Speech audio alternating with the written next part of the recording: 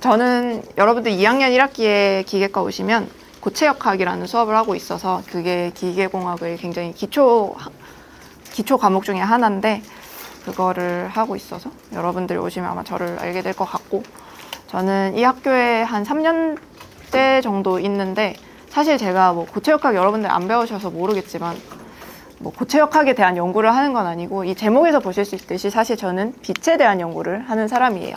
광학을 하는 사람이고, 제가 그래서 제 연구에 대해서 이제 기계공학과 학생들이랑 얘기를 하면 가장 많이 받는 질문 중에 하나가 광학이면 뭐 물리과나 뭐 전자과나 그런 데 있을 것 같은데 왜 기계과에 있냐, 뭐 이런 질문들을 되게 많이 하세요. 근데 그런 얘기는 앞으로 나오면서도 이렇게 얘기를 하겠지만, 저는 그 중에서도 이제 나노 스케일에서 뭔가를 설계하거나 만들어서 빛을 좀 더 특별하게 제어하는 그런 연구를 많이 하고 있어요. 그래서 나노 공정도 들어가고 좀 설계나 이런 것도 들어가기 때문에 그게 기계적인 설계랑은 좀 차이가 있지만 그런 엔지니어링적인 관점에서 광학을 한다 정도는 좀 이렇게 알아주시면 되겠습니다.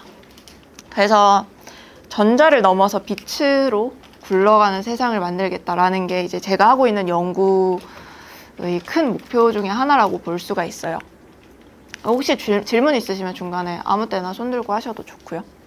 그래서 일단은 전자를 넘어 빛으로 라는 제목에서 보면은 우리 세상은 이미 전자를 기반으로 살아가고 있다는 걸 내포를 하고 있잖아요. 그걸 이제 빛으로 바꾼다는 거고, 실제로 우리 세상은 전자를 바탕으로 이루어져 있어요. 우리가 3가지의 산업혁명을 겪었는데 증기기관이 발명이 되면서 기계화 산업혁명을 한번 겪고, 그리고 또 전기랑 내연기관으로 대량 생산을 할 수 있게 되는 산업혁명을 또 겪었고, 또 나름 최근이죠. 1900년대 후반에 이제 컴퓨터랑 인터넷이 발달을 하면서 디지털 산업혁명을 마지막으로 겪어요. 그래서 지금도 뭐 이게 인공지능으로 인한 산업혁명이다 아니다 뭐 그런 건 나중에 후대가 결정할 일이지만, 지금이 산업혁명 시기인지 아닌지는, 제일 마지막 산업혁명은 사실 전자를 기반으로 한 디지털 혁명이었거든요. 수많은 전자기기들이 나왔는데 이게 사실 좀 옛날 기기들이라서 여러분들은 모르는 게 많을 수도 있어요. 저는 대부분 알고 있어요. 제 초딩 때, 제 중학생 때 이럴 때 이런 기기들이 많았고, 요즘은 뭐 휴대폰이나 컴퓨터로 모든 걸 하겠지만 예전에는 모든 게 다 따로 있었거든요. 노래 듣는 뭐 오디오 플레이어도 따로 있고 전자사전 따로 있고, 휴대폰은 정말 통화만 하고 뭐 그랬었는데, 이 수많은 전자기기들이 이제 이름에서 알 수 있다시피 전자기기들이에요. 전자를 기반으로 다 굴러가고 있고, 그 내부를 보면 이렇게 전자회로랑 부품, 뭐 다이오드 같은 뭐 그런 거나 반도체 칩들이 다 들어있죠. 그래서 이 내부에서 이제 하는 일이 뭐냐면 전자가 갈 수 있는 길을 만들어요. 이런 회로가 그런 길이고, 이렇게 이게 좀 더 크니까 나중에는 사람들이 굉장히 작은 공간 안에 금속을 패터닝해서 전자는 금속만 따라가니까 전자가 지나갈 수 있는 길을 만들고, 그런 걸로 이제 연산을 수행하게 되는 거죠. 정보도 전달하고 뭐 계산도 하고 다양한 과정들을 결국은 전자로 지금 하고 있어요. 그래서 전자기기가 발전한 거를 이제 살펴보면은 크게는 2가지가 있는데, 사실 2가지가 거의 비슷하거든요. 하나는 작게 만드는 거고 하나는 성능이 좋게 만드는 거예요. 근데 예를 들어서 저희가 전자가 갈 수 있는 길을 좀 더 작게 만들면 동일한 연산을 할 때 훨씬 더 작은 기기만으로도 동작을 수행할 수 있게 되는 거고, 아니면 정해진 공간 안에 전자가 다닐 수 있는 길을 훨씬 더 빽빽하게 많이 채워 넣으면 동일한 사이즈의 기기로도 더 많은 계산을 할 수 있게 되는 거니까 결국은 2개가 같은 거예요. 우리가 이 전자들이 다닐 수 있는 길을 얼마나 작게 촘촘하게 많이 만들어 주느냐에 따라서 뭐 저장 용량도 결정이 되고 계산 그런 성능도 결정이 되고 그런 거죠. 그래서 결국 우리가 나아가는 방향은, 디지털 기기들이 나아가는 방향은 얼마나 더 계산을 잘하냐 아니면 얼마나 더 작게 만드냐, 그런 거에 관련이 있는데, 이제 빛으로 하면 그거를 좀 더 낮게 할 수 있지 않을까라는 거예요. 그래서 전자가 하던 일을 빛이 할 수 있을까라는 질문을 할 수가 있는데, 당연히 할 수 있으니까 이제 사람들이 시도를 하고 있겠죠. 그래서 예시로 뭐 이런 거를 생각을 해볼게요. 대단히 뭐 어려운 작업은 아닐 수도 있는데, 이렇게 점들이 모여진 이미지를 생각을 하고 그 개별 점들을 다 작게 만드는 거예요. 전체 이미지를 작게 줄이는 게 아니라 전체 배율을 유지한 채로 이미지들만 좀 개개별 점들만 좀 작게 해보자, 그런 거를 생각을 했을 때 컴퓨터에서 이게 사실 쉽게 돼요. 뭐 예를 들면 포토샵을 이용할 수도 있고 뭐 다양한 뭐 그런 기술들이 있어서 디지털 컴퓨팅에서 가능한데 이제 그거를 컴퓨터 없이 그냥 아날로그 상에서 수행을 할 수 있냐 라는 질문을 할 수 있죠. 사실 아날로그가 중요한 거라기보다는 이제 전자 없이 빛으로 할 수 있냐가 포인트예요. 그래서 정보 전달 매개는 당연히 전자에서 빛으로 넘어갈 거고 이제 전자를 이용을 안 하다 보니까 전자회로랑 부품이 필요가 없어요. 그런 게 없어도 앞에서 봤던 이런 다양한 것들이 없어도 수행을 할 수 있게 돼요. 사실 어떻게 보면 말장난이죠. 전자가 아니라 빛으로 하는 거니까 빛에 관련된 뭔가 부품들이 더 들어가긴 하겠죠. 뭐 광원도 필요하고 빛을 전달하기 위한 소자도 필요하고 그래서 살짝 말장난이지만 뭐 전자회로나 부품이 없이도 할 수 있는데 정말로 장점은 사실은 속도예요.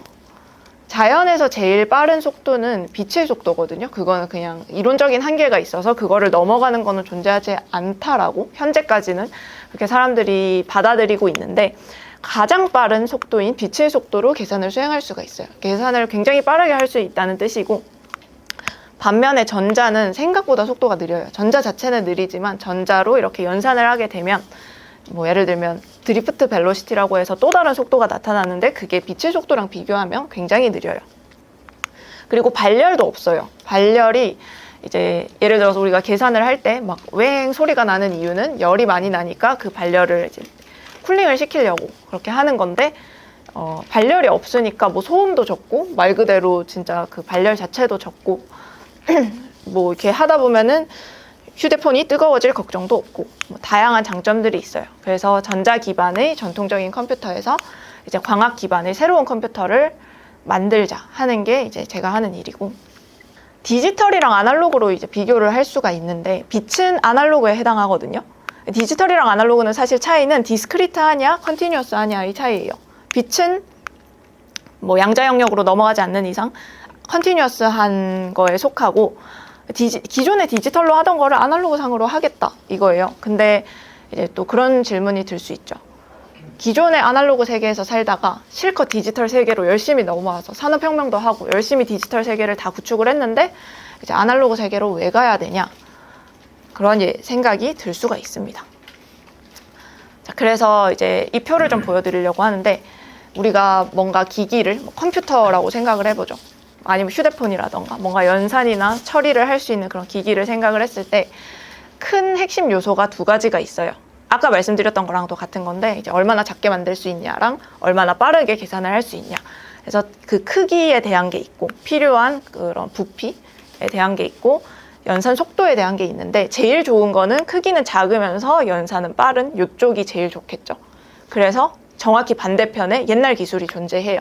옛날에는 크기도 크고 연산도 느리고 그랬었는데 이제 광학을 이용하면 연산은 빠르게 할 수 있어요. 크기는 못 줄이지만 그 이유는 이제 빛은 결국은 파동인데 예를 들어서 우리 눈에 보이는 가시광 빛은 1초에 15번 정도 이렇게 진동을 해요. 굉장히 빠른 속도잖아요.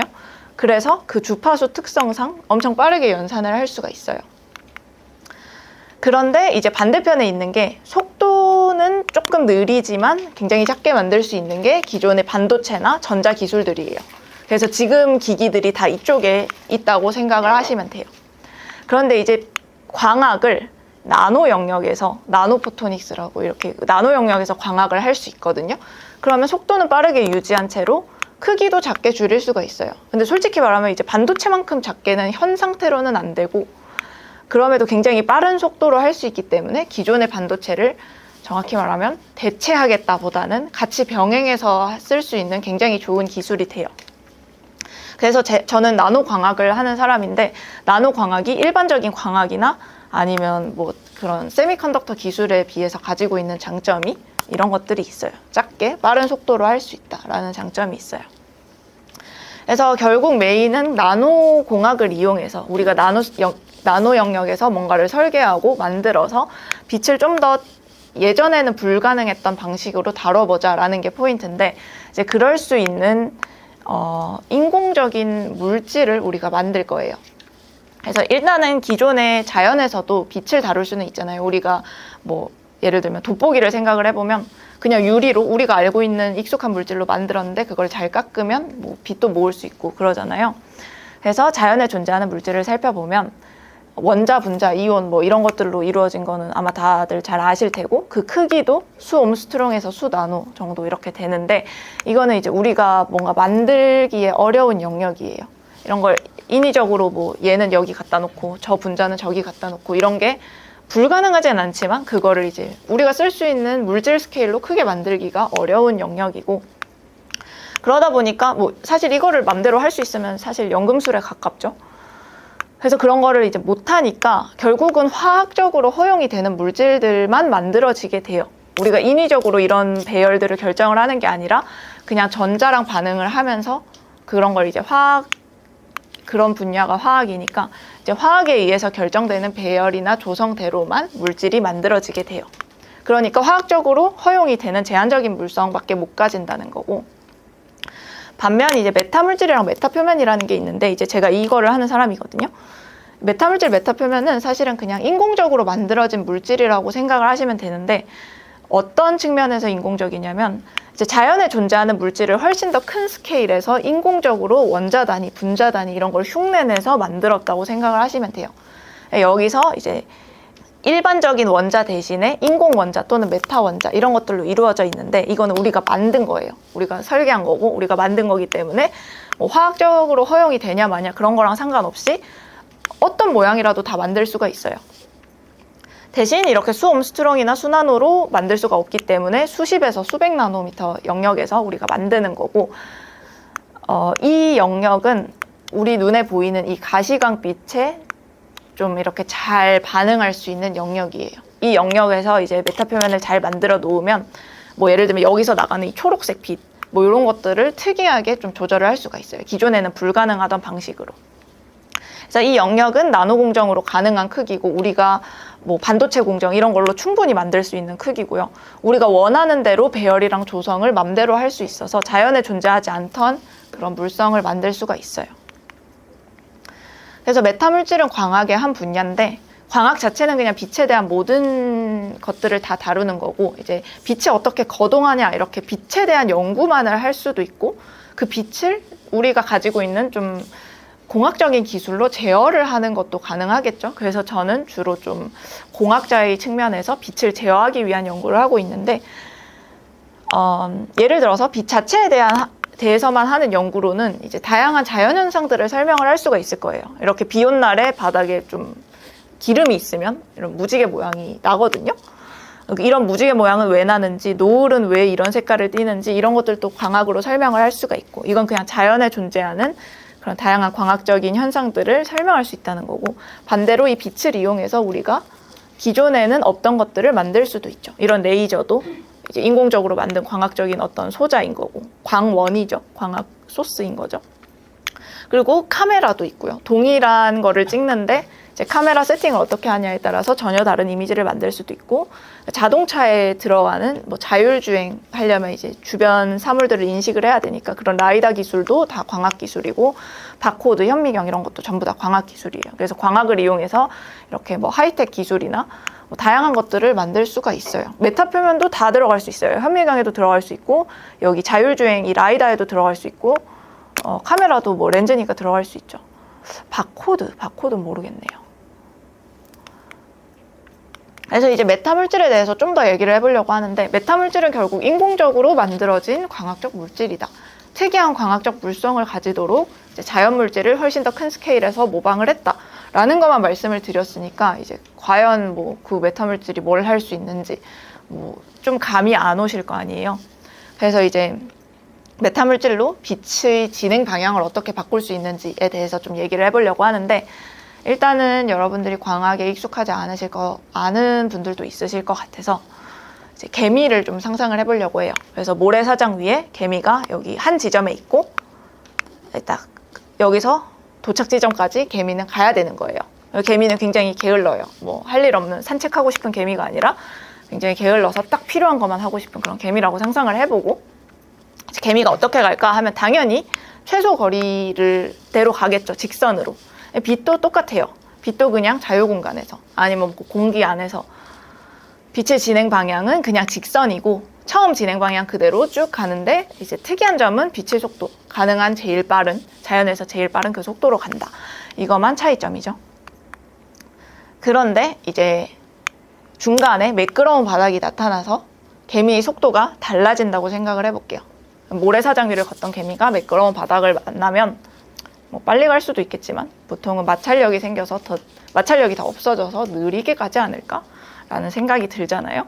그래서 동일한 시간 동안 훨씬 더 느리게 가는 그 매끄러운 바닥이 나타나면 계속 이 직선을 따라서 갈 것인가. 실제로 개미로 실험을 해보면 아시겠지만 달라요. 이 빨간색 길로 가거든요. 이렇게 살짝 구부러져서. 근데 그게 이제 더 이상 최소 거리가 아니라 최소 시간대로 가는 길이에요. 최소 시간은 이제 서로 다른 그 바닥을 걷는 시간을 합한 거겠죠. 근데 모래사장 위를 걷는 게 조금 더 빠르니까 이쪽에서 더 많이 가더라도 매끄러운 바닥에서 걷는 시간, 그 거리를 조금 더 줄이려는 방향으로 이렇게 가요. 그래서 최소 시간대로 가게 되고, 이거는 빛에서도 똑같이 나타나거든요. 뭐 페르마의 원리 뭐 이런 식으로 이름도 있는데, 뭐 최소 이렇게 에너지를 최소로 하는 길로 가고 뭐 그런 되게 유니버셜한 그런 정리들 있잖아요. 그런 거랑 되게 비슷하다고 생각을 하시면 돼요. 근데 이제 개미가 한 마리만 지나가는 거를 보면은 조금 더 감이 안 올 것 같아서 개미가 여러 마리가 손을 잡고 가는 거를 생각을 해볼게요. 그래서 그림은 그렇지 않지만 이제 이 개미들은 진행 방향에서 수직인 상태로 이렇게 손을 잡고 가고 있거든요. 그래서 한 방향으로 이렇게 그냥 쭉 이렇게 왔다가 여기서 이제 개미들이 어떤 애는 매끄러운 바닥에서 가고 어떤 애는 모래사장 위에서 가요. 그럼 속도가 서로 다르잖아요. 방향이 바뀌게 돼요. 얘는 느리게 가고 얘는 빨리 가고 뭐 그러다 보니까 방향이 이렇게 변하겠죠. 그래서 그 다음은 다시 또 직선으로 가고 이렇게 해서 개미들이 이동하는 방향 자체가 바뀌게 되는데 빛의 굴절도 똑같이 일어나요. 근데 개미가 한 마리가 아니라 여러 마리일 때 이제 알 수 있는 점은 빛의 파면이라는 거를 알 수 있는데, 아까 말씀드렸다시피 빛은 전자기파고 전자기파는 파동이라서 모든 파동은 파면이라는 걸 가지고 있어요. 같은 위상을 가진 점들을 이어놓은 면이라고 생각을 하시면 되는데, 예를 들어서 특정 포인트 소스가 이렇게 있어서 빛이 방향성이 없으니까 모든 방향으로 이렇게 서큘러하게 다 똑같이 지나가겠죠. 그러면 파면이 이렇게 동그란 거고, 이렇게 직선으로 진행하는 플레인 웨이브는 파면이 평면이고 평면파. 그래서 이 손잡은 개미들, 이 빨간 선이 파면이라고 생각을 하시면 돼요. 빛의 파면이 이렇게 오다가 이쪽으로 바뀌어서 그래서 전체적인 빛의 방향이 달라졌다라고 보셔야 되거든요. 그래서 이거는 뭐 일반적인 렌즈로도 할 수 있는 것들이고, 이제 메타 물질을 가지고 할 수 있는 거는 이제 개미들의 이동 경로를 극단적으로 바꾸는 데에 있는 거죠. 원래는 일로 가다가 살짝 각도가 꺾였는데 그걸 완전히 이렇게 틀어버릴 수 있을 것인가? 왼쪽에서 오른쪽으로 오던 개미들이 오른쪽에서 왼쪽으로 가게 할 수 있을 것인가?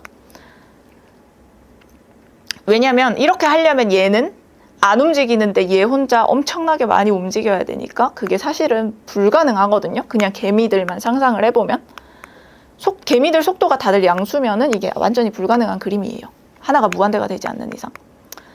그래서 이거를 하는 게, 빛을 이런 식으로 꺾어지게 하는 게 음굴절 메타물질이라고 해요. 굴절률이 음수인 메타물질이에요. 이 스네릴 법칙은 아마 고등학교 때도 배우셨을 테니까 스네릴 법칙을 생각을 해보면 굴절률이 다 양수면은 입사 각도랑 굴절 각도 서로 부호가 같아요. 하나가 일로 들어오면 다른 하나는 여기로 나가야 되는데, 굴절률이 예를 들어서 하나는 양수고 하나는 음수다.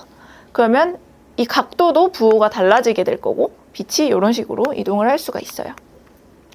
그래서 이건 실제로 시뮬레이션 계산 결과인데 제가 한 건 아니고, 공기 중에서 빛이 지나가다가 이 슬랩이 이제 메타 물질이라고 생각을 해보고, 그 메타 물질이 음의 굴절률을 가지고 있다고 하면 예를 들어서 n은 마이너스 1이다 이렇게 하면 이런 식으로 이 개미들 이동 방향대로 움직여요.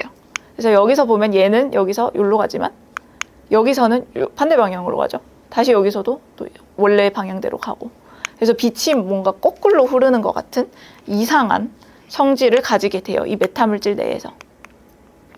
이제 메타물질이 할 수 있는 게 사실 투명망토 만들기인데, 우리가 뭔가를 본다는 거는 거기서 반사된 빛이 우리 눈에 들어와서 인식을 하게 되는 거고, 어떤 물체 주변으로 음굴절 메타물질을 잘 둘러놓고 그 굴절류를 잘 디자인을 해놓으면 빛이 이렇게 따라가서 뒤에 물체에 닿았다가 다시 따라서 이렇게 외부만 둘러서 다시 와요. 그럼 이 장애물이 있는 거를 모르고 그 뒤에 거만 볼 수 있게 되는 거죠. 투명망토처럼.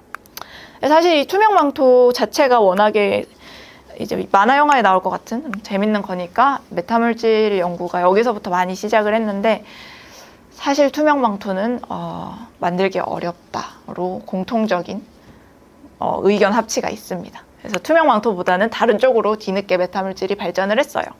그래서 초창기 메타물질에 대한 연구는 음의 굴절류를 만들려고 많이 진행이 됐었고, 이제 물질이라는 이름에서 알 수 있다시피 이건 3차원이거든요. 두께도 있고 뭐 3차원 덩어리이기 때문에 3차원 나노 공정이 필요해요. 이런 식으로.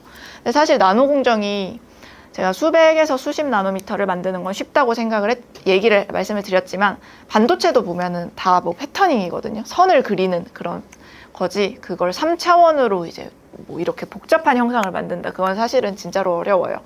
그래서 3차원 나노 공정을 피하고 2차원 공정만으로도 빛을 제어할 수 없을까 해서 나오는 게 메타 표면이에요. 그래서 메타 표면이랑 메타 물질은 똑같은 거를 하는데 물질 덩어리가 아니라 그냥 표면만으로 할 수 있으면 메타 표면이 더 장점이죠. 대신 어떤 성질을 가지고 있는데 그걸 2차원으로밖에 구현을 못하냐, 아니면 3차원 전체에서 작동이 되게 하냐 하면 메타물질이 더 나을 수도 있고, 그래서 뭐가 더 낫냐 이런 거는 뭐 그 타겟에 따라서 좀 다를 수는 있는데, 요즘은 메타물질은 사람들이 별로 안 하고 메타 표면을 되게 많이 하거든요. 저희 연구실도 그렇고. 그래서 이제 메타 표면은 이런 식으로 생각을 할 수가 있어요. 우리가 하고 싶은 거는 결국 개미들이 진행 방향을 바꾸는 게 끝이에요. 그냥 그게 끝인데, 기존에 아까 보여드렸던 그림을 보면 이 파란색 미디움, 이 매끄러운 바닥이 엄청 넓었잖아요. 근데 사실 이 파란색을 굉장히 조금만 쓰고도 똑같은 거를 달성할 수 있냐가 키포인트거든요. 그래야 훨씬 더 작은 소자를 만들 수가 있으니까. 그래서 개미의 속도가 서로 다른 두 바닥을 적절하게 활용을 하면 개미 진행 방향을 바꿀 수가 있겠죠. 이런 식으로. 이 개미는 이 매끄러운 바닥을 요만큼밖에 통과 안 하고, 이 개미는 이만큼이나 통과를 해야 되니까 나중에 이렇게 속도가 바뀌는, 그러니까 속도가 바뀌어서 방향이 바뀌는 그런 거고, 마찬가지로 굴절률이 서로 다른 두 물질을 이런 식으로 배열을 해놓으면 빛의 방향을 바꿀 수가 있어요. 대표적으로 프리즘이 있죠. 프리즘이 정확히 이런 거죠. 근데 이게 두껍단 말이에요. 빛의 방향을 많이 바꾸려면 얘가 굉장히 늘어나요. 굉장히 커져요. 근데 아까도 말씀드렸다시피 뭔가 우리가 만들 때는 작게 만들 수 없냐가 굉장히 중요한 거기 때문에 이걸 좀 더 좁은 공간에서 효과적으로 할 수는 없을까? 그 방법으로 벽을 세우는 게 있죠. 굳이 속도가 다른 바닥을 깔지 말고 여기다가 벽을 세워버리면 이제 개미가 지나갈 때는 모래사장을 걷는 시간 더하기 벽을 넘는 시간이 되는데, 벽의 높이를 다르게 함으로써 최종적으로 걸리는 시간을 우리가 위치별로 다 제어를 할 수 있어요. 모든 공간에서 다 다르게 할 수가 있어요. 벽의 높이로 개미 이동 방향을 제어할 수 있고, 여기서는 제가 컨티뉴어스하게 그냥 그려놨지만 굉장히 디스크리트하게 제각각으로 높이를 배열을 할 수가 있어요. 그러니까 그게 메타 표면이거든요. 메타 표면은 사실 이렇게 생겼어요. 그냥 기판 위에다가 뭔가 이상한 형상들이 패턴이 되어 있는, 똑같은 높이의 형상들이 다양하게 패턴이 되어 있는 그게 메타 표면이고, 사실은 안테나라고 생각을 하시면 돼요. 여러분들은 안테나를 잘 모르실 수도 있겠지만, 안테나는 뭐 빛을 받는 그런 수신기 같은 건데, 그거를 나노 영역에서 만들어 놓은 나노 안테나 배열이라고 생각을 하시면 되고, 그래서 이 안테나를 통과를 하면서 어떤 모양의 안테나를 통과하느냐에 따라서 빛이 얼마나 느려졌는가가 결정이 돼요. 그래서 그 속도들을 다 조합을 하면 이제 나가는 빛을 맘대로 할 수 있어요. 아까 했던 투명망토도 똑같이 만들 수 있어요. 조금 다른데, 이제 이렇게 울퉁불퉁하게 생긴 표면에다가 안테나들을 잘 패터닝을 해놓으면 얘가 실제로는 울퉁불퉁하게 생겼지만 매끄러운 표면처럼 보이게 할 수 있어요. 그런 측면에서 투명망토처럼도 쓸 수 있고, 그리고 그냥 일반적인 빛이, 그냥 이런 레이저 포인터가 메타 표면을 통과하고 나면은 이런 홀로그램 이미지를, 특정 이미지를 나타내도록 할 수도 있고, 렌즈처럼 쓸 수도 있어요. 뭔가를 관찰하는데 빛의 성질을 이용해서 똑같은 것들을 이제 서로 다른 정보를 얻는 걸로 그렇게 사용을 할 수도 있어요. 그래서 이제 기존의 렌즈들이 하던 거죠. 예를 들면 뭐 현미경에 들어가고 뭐 이미징하고 이런 것들 이따만한 렌즈로 하던 건데 그거를 굉장히 얇은 두께로 할 수 있고 무게도 훨씬 더 가벼워지고 그래서 그런 것들을 이제 요즘 평면 광학으로 할 수 있죠. 여기서 두께가 보면은 21mm였던 게 0.5mm가 되는데 사실 이 0.5mm도 메타 표면에 의한 두께가 아니라 다 기판 두께예요. 결국 이 안테나들이 이런 게 공중에 떠 있을 수는 없으니까 뭔가 판때기를 두고 그 위에다가 패터닝을 하는데 그 판때기 두께가 거의 결정을 하는 거고 이걸 더 얇게 만들면 정말 얇아질 수 있는 거죠. 수 마이크로미터도 안 되니까. 그래서 작게 만들 수 있는 게 쟁점이다 보니까 라이다에서 자율주행 자동차에 들어가는 라이다가 원래는 크기가 꽤 커요. 근데 그거를 이제 손바닥 위에 올라가는 굉장히 작은 사이즈로도 만들 수가 있고 뭐 3차원 홀로그램이나 뭐 AR, VR 우리가 요즘 많이 쓰는 AR, VR 그 글래시스 알죠? 굉장히 크잖아요. 그런 것도 정말 안경처럼 생긴 형태로 굉장히 작게 만들 수가 있어요.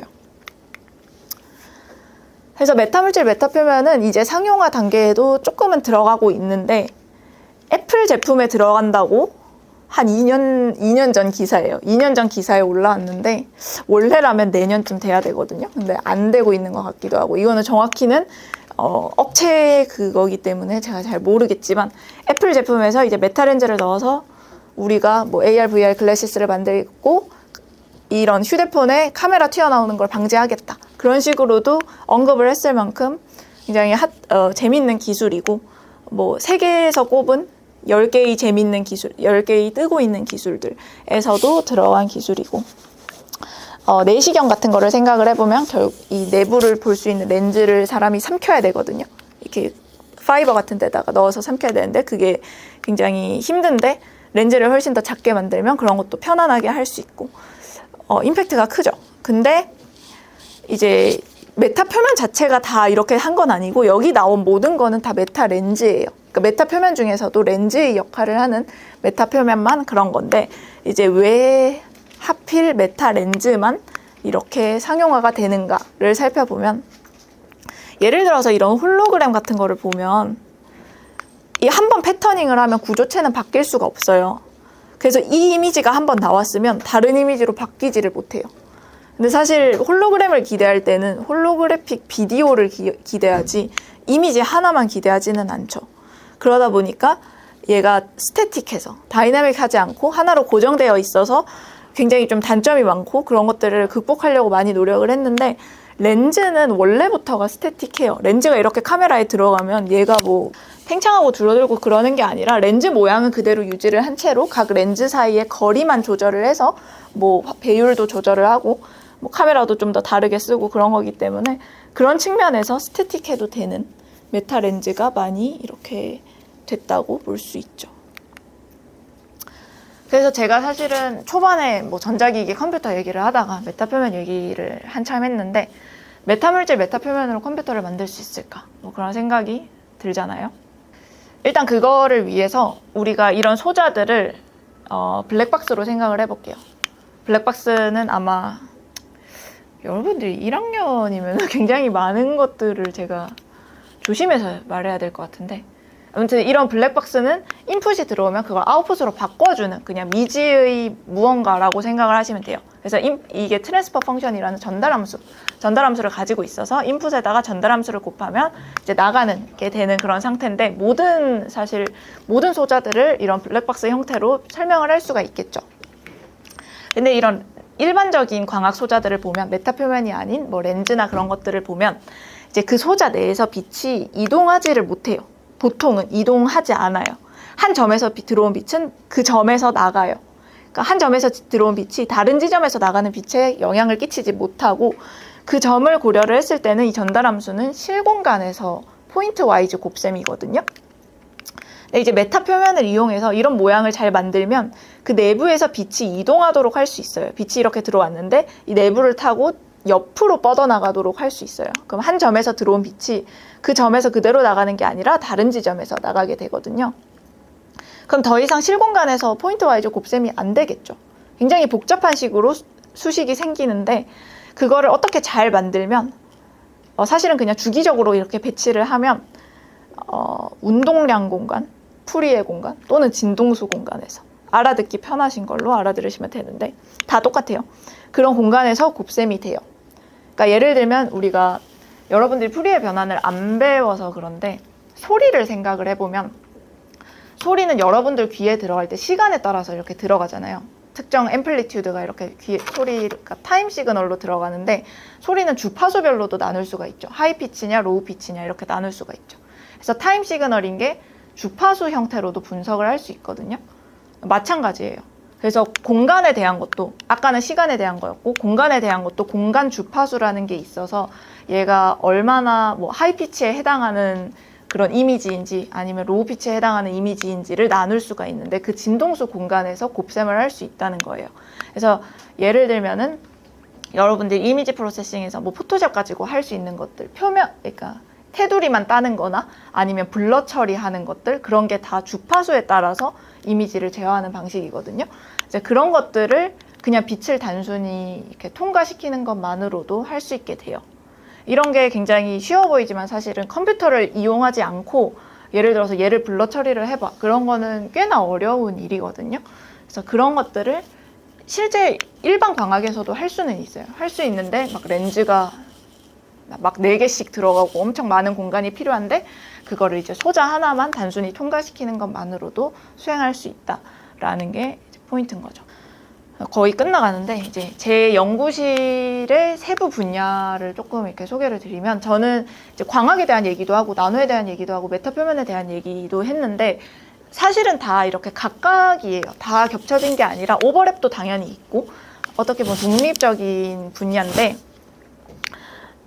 광학이 아닌 나노 메타 물질 같은 거는 없고 나머지는 다 존재해요. 광학과 메타 물질이 아닌 나노 뭐 나노 광학인데 메타 물질이 아닌 거 뭐 이런 식으로 모든 부분들이 존재를 하는데 저희 연구실은 광학 전체 다 하고 광학이 아닌 메타 물질 메타 표면도 조금은 하고 있고 뭐 그런 식으로 3가지 키워드 이 나노 광학 메타 물질 이 3개 안에서 이런 것들을 하고 있어요. 그래서 보통은 이제 메타물질, 특히 이제 광학 메타물질을 한다 이러면은 나노 쪽에서 많이들 하는데 다른 이제 학교에 계신 분들이나 다른 나라에 계신 분들도 그렇게 하는데 그런 분들이 어떤 과에 소속되어 있냐를 보면은 기계과에도 많이 계시고 뭐 전자과에도 조금 계시고 응용 물리학과 같은 데도 좀 계시고 어떤 것들에 초점을 맞추냐에 따라서 다른데 이제 기계과에서도 이런 재밌는 것들을 많이 할 수 있다라는 거죠. 아니면은 새로운 메타물질을 만드는 나노 공정에 대한 연구도 할 수가 있을 거고 그런 식으로 굉장히 범위가 넓고 좀 다학제적인 분야예요. 혹시 질문이 있는 분이 있을까요? 네네. 그 디지털에서는 네. 0과 1로 정보를 표현하잖아요. 네. 근데 그게 아날로그로 바뀌면은 네. 어떤 식으로 연산이 이루어지는지 궁금해요. 그게 맞아요. 디지털은 0과 1로 이렇게 바이너리 상태로 연산을 하고 아날로그 상에서는 그냥 개수를 셀 수 없이 무한히 많은 상태 너무 기네요. 이거 돌아가기 개수를 셀 수 없을 만큼 많은 상태가 있어요. 여기죠. 그래서 빛의 세기가 이제 양자 영역으로 들어가면 디스크릿해지기 시작하는데 그렇지 않은 상태면 컨티뉴어스 하거든요. 우리가 뭐 빛을 하나를 넣어줬을 때 예를 들어서 1이 들어가면 그게 1 그대로 나갈 수도 있고 뭐 0.9로 나갈 수도 있고 이렇게 컨티뉴어스하게 모든 값들이 가능한데 그런 값들이 다 어떻게 보면 스테이트가 되는 거거든요. 근데 이제 차이점은 디지털은 바이너리 상태니까 0이랑 1 이렇게 숫자인데 빛은 성질이 더 있어요. 왜 예를 들면 아까 말씀드렸던 거는 앰플리튜드, 진폭인 거고 위상도 있고 평광이라는 것도 있고 주파수도 있고 성질이 굉장히 많거든요. 그래서 그런 것들이 다 정보를 전달하는 자유도가 돼요.